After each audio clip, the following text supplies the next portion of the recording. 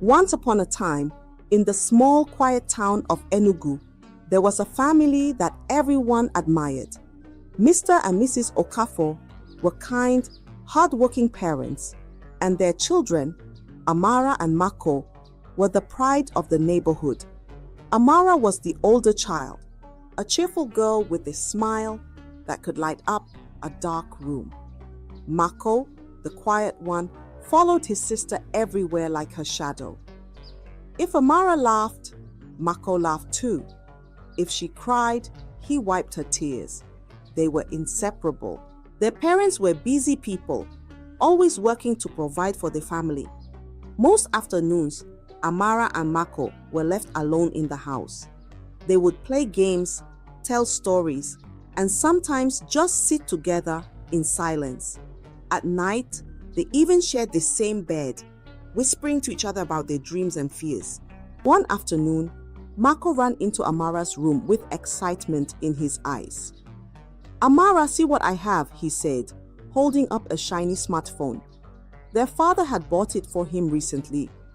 Mako had taken it to school that day, and some older boys had shown him how to visit strange places on the internet, such as websites only meant for adults. "What is it?" Amara asked, curious as ever. "Come and see," Mako replied, climbing onto her bed. He opened the phone and showed her a video. The screen was filled with strange images of grown-ups doing things neither of them understood. Amara frowned at first. "What are they doing?" she asked. "I don't know," Mako said, giggling. "But it's funny. It's making me feel good. Let's watch more," he added, smiling gently. "Me too.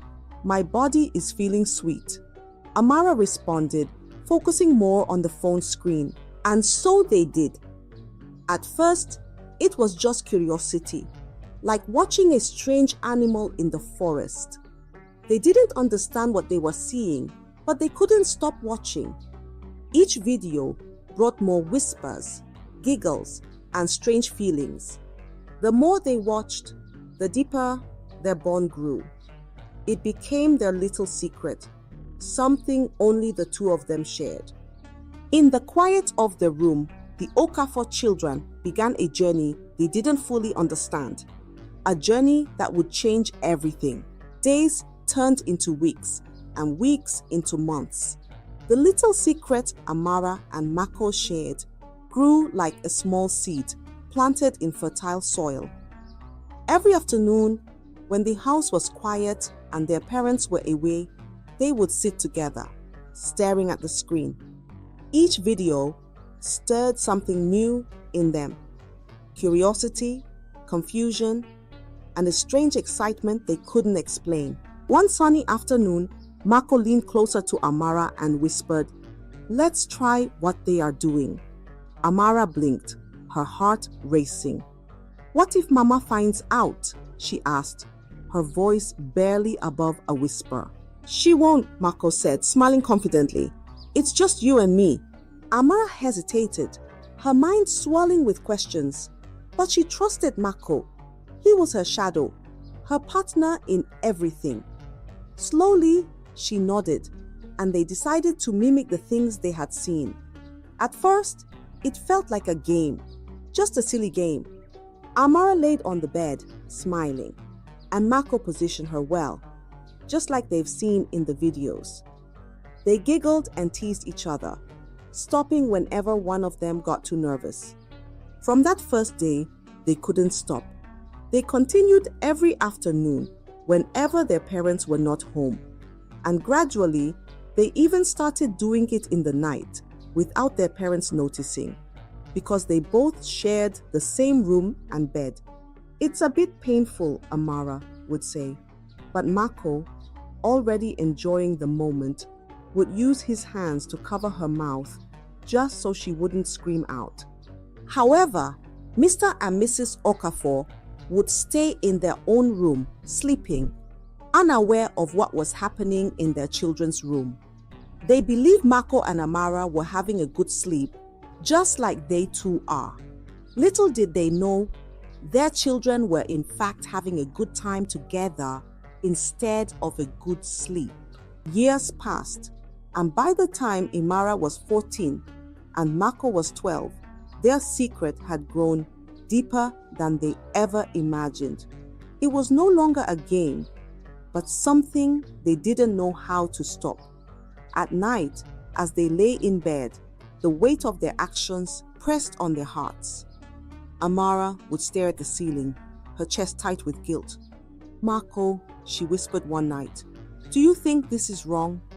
Mako was silent for a moment before replying, "It's just us, Amara. No one else will know." Their bond, once innocent and pure, now held them captive. They didn't know how to escape the web they had woven, and so they stayed silent, carrying their secret like a heavy stone in their hearts. The quiet house that once felt like a safe haven now felt like a cage.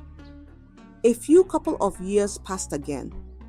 Amara had grown into a beautiful young woman of 18, and Mako, now 16, was taller, with a voice that had deepened. But their bond, built on years of secrets, remained unbroken. The once innocent games they played as children had turned into something far more dangerous. One evening, Mako sat on Amara's bed, his face serious. "Amara," he said softly, "I think we should use protection. It's safer. Let's try it just like we've been seeing in those videos." Amara's eyes widened. "Protection? Mako, are you crazy? What if someone sees you buying it?" Mako smiled, trying to calm her. "Don't worry, I'll be careful. No one will know." The next day, Mako went to the pharmacy, his heart pounding as he approached the counter. The pharmacist barely glanced at him as she handed over the small box. Relieved, Mako hurried home, tucking the box deep in his pocket. But as he entered the living room, he didn't notice it slipped from his pocket onto the floor. "Mako, what is this?" Mr. Okafor's thunderous voice filled the room. He held up the pack, his eyes burning with suspicion. Mako froze, his mind racing for an excuse. It's for a school practical," he stammered. "Science class." Mr. Okafor frowned, but didn't press further. "Be careful with what you bring into this house," he warned, before tossing the pack onto the table. Terrified by the close call, Amara and Mako decided to be more cautious. But when condoms weren't available, they continued without them. They told themselves everything would be fine, that Mako would pull out when he starts feeling it more. But the truth came crashing down when Amara, at 19, began feeling sick. She started vomiting, her hands pale, and some dizziness here and there. "I think I'm pregnant," she whispered one evening, tears streaming down her face. Mako's heart sank. "We'll fix this," he said, trying to stay calm. Together, they gathered their savings and went to a local clinic. There, they lied to a nurse, claiming they needed abortion pills for a school experiment. The nurse hesitated, but eventually handed over the pills, warning them to use them carefully. Back home, Amara cried as she took the medication, her body trembling with fear and guilt. Mako sat by her side, holding her hand. "No one will ever know," he whispered, though his voice shook with doubt. But it didn't stop there. The secret, like a shadow, grew darker. Each time Amara found herself in the same situation, they repeated the process, coming up with different lies to different nurses at different clinics, and even pharmacies, hiding their shame. Over time, the repeated abortions began to take a toll on Amara's body, though she didn't fully understand the damage. Little did she know, she was risking not just her life, but her future, as she never knew the side effects of the abortion drugs she takes. Their once close bond now felt like a chain, binding them to a secret that was spiraling out of control. Years passed again, and it was now time for Amara to find a husband. Amara was now 24 when she met Chuka, a kind man with a heart as big as his wealth. He fell for her almost immediately, and Amara, seeing a chance to leave her past behind, allowed herself to love him too. Chuka treated her like a queen, and before long, he proposed with a sparkling diamond ring. Amara accepted, believing this was her way out, a chance to escape the dark shadow of her past with Mako. After the wedding, Amara ended things with her brother. "We can't do this anymore," she said firmly, avoiding his gaze. Mako's voice cracked as he replied, "Amara, you can't leave me like this." "I have to," she whispered, her voice trembling. "This is my chance to start over." Mako was heartbroken, but he let her go, though the weight of their shared secret remained heavy on both their hearts. 3 years into her marriage, Amara still hadn't conceived. Chuka, eager to have children, remained patient, but the whispers began. Her parents, worried, turned to prayer, fasting, and even a prophet who gave them holy water to give the Amaka for fertility. But nothing worked. "Let's see a doctor," Chuka suggested one day, his voice gentle but insistent. Amara hesitated, but she agreed. They visited one doctor after another, each one delivering the same devastating news. Finally, a kind but serious doctor sat her down. "Madam," he said gently, "your womb has been severely damaged from repeated abortions. It may be impossible for you to conceive." The words hit Amara like a thunderclap. Her heart shattered into 1,000 pieces. Tears streamed down her face as she left the hospital, Chuka walking beside her in silence. At home that evening, Chuka confronted her. "Amara, I need to know the truth. What happened? Why didn't you tell me?" Her parents, sensing something was wrong, joined the conversation. "Amara, talk to us," her mother pleaded. The pressure was too much. Sobbing, Amara finally broke down. "Mako and we started when we were kids," she admitted, her voice shaking. "I got pregnant many times and had abortions. I didn't know what else to do." Her mother's wail filled the room, raw and piercing. "Oh my God, my children," she cried, clutching her chest. Her father sat frozen, his face pale as if life had been drained from him. Chuka stared at Amara, his expression a mixture of shock and betrayal. "You hid this from me? All these years?" "I'm sorry," Amara whispered, her voice barely audible through her tears. "I didn't know how to tell you." The once happy home was now filled with grief, anger, and silence. The truth, buried for so long, had finally come to light, and its weight was too much for anyone to bear. The air in the room was thick with silence after Amara's confession.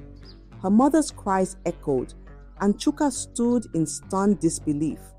Amara buried her face in her hands, unable to meet anyone's gaze. Then, breaking the heavy silence, Mr. Okafor cleared his throat. His voice was low and shaky as he spoke. "I know this would happen right from the time Mako was born," he began, his words weighed down with guilt. Everyone turned to him, their tear-streaked faces filled with confusion. "What do you mean, Papa?" Amara asked, her voice trembling. Mr. Okafor took a deep breath and looked at his wife. She nodded slowly, encouraging him to continue. "Mako isn't your real brother," he said heavily. The words hung in the air like a sharp blade, cutting through the room. Everyone froze. Amara's mouth fell open, and Mako's eyes widened in shock. Mrs. Okafor spoke next, her voice soft but filled with sorrow. "After we had you, Amara, I couldn't have any more children. The doctors said my womb was too weak. But your father's family, they demanded a son. They said if I didn't give him a male child, they would send me away." She paused, tears streaming down her face. "We were desperate, so we adopted Mako the day he was born. He was just a baby. We thought it was the only way to keep our family together. We never meant for this to happen." Amara's chest tightened, her heart pounding like a drum. "You lied to us," she screamed, her voice shaking with anger and pain. "Why didn't you tell us? Do you know what you've done?" Mako, who had been silent, stood abruptly. His face was pale, his lips pressed tightly together. Without saying a word, he turned and walked out of the house. "Mako, wait!" Amara called after him, but he didn't stop. The door slammed behind him, and the sound echoed through the room like thunder. Amara turned back to her parents, her eyes filled with tears and rage. "You kept this from us our whole lives? How could you?" Mr. and Mrs. Okafor sat in silence, their heads bowed. They had no answers, no excuses. What they thought was a way to protect their family had instead torn it apart. The house, once warm and filled with laughter, now felt cold and broken. The weight of two devastating secrets had shattered the foundation of the Okafor family, leaving nothing but pain and regret in its wake. The days after the confessions were filled with silence and heartbreak. Chuka, who had once adored Amara, now looked at her with cold eyes. He couldn't forgive the lies, the secrets, and the darkness that had been hidden from him. "I thought I knew you," he said one evening packing his bags, "but I can't live with this. I can't live with you." Amara fell to her knees, tears streaming down her face. "Chuka, please, don't leave me," she begged, but his mind was made up. He walked out of their home, leaving Amara alone with his shattered heart. Mako, too, couldn't bear to stay. The weight of the truth and the shame it carried were too much for him. One night, without a word to anyone, he packed his belongings and left. He didn't tell anyone where he was going. He simply disappeared, leaving behind the only family he had ever known. Back in the Okafor household, the once warm and lively home felt like a graveyard. Mr. and Mrs. Okafor, consumed by guilt, spent their days in quiet prayer. "God, forgive us," Mrs. Okafor whispered over and over, her voice trembling with sorrow. "We tried to protect our family, but we only destroyed it." Amara, now alone and childless, spent her days replaying every decision she had made. The laughter she once shared with Mako, the secrets they kept, the lies they told, all of it haunted her like a shadow she couldn't escape. Her body, weakened by years of abortions, reminded her daily of the choices she could never undo. The Okafor family, once admired for their closeness, had been torn apart by secrets and silence. Their story became a whispered warning in the neighborhood, a tale of what happens when parents fail to guide their children and when secrets are left to fester in the dark. This tale is a reminder: no matter how carefully secrets are kept, they will always find their way to the light.